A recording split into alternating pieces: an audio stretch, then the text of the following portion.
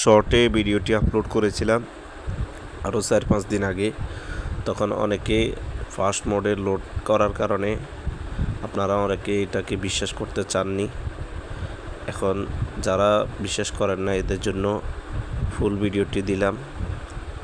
দেখেন এটা কি আসলে বাস্তব নাকি ভুয়া। ফায়ার সার্ভিসের ট্রেনিংয়ে কর্মীরা প্রথমে শিখে নেন জরুরি মুহূর্তে দ্রুত সিদ্ধান্ত গ্রহণ এবং সমন্বিতভাবে কাজ করার কৌশল।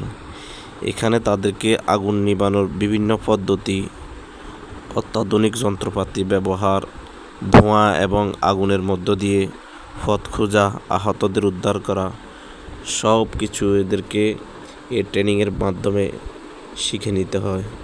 তাই ট্রেনিংটা একটু কষ্টকর এবং চ্যালেঞ্জিং বিষয় হবে, এটা সবারই জানা। ফায়ার সার্ভিসের সদস্যদের শারীরিক সক্ষমতা, মানসিক দৃঢ়তা এবং কারিগরি দক্ষতা বৃদ্ধি করা, যাতে তারা আগুন নেভাতে সহজ হয়। আসলে এমন কঠিন প্রশিক্ষণ কেন?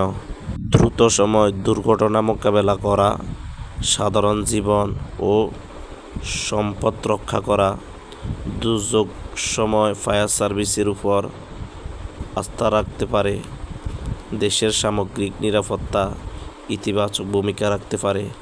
এজন্যই এদের এত কঠিন প্রশিক্ষণ। আশা করি সকলে বুঝতে পেরেছেন এটা কি আসলে ভুয়া নাকি সত্য।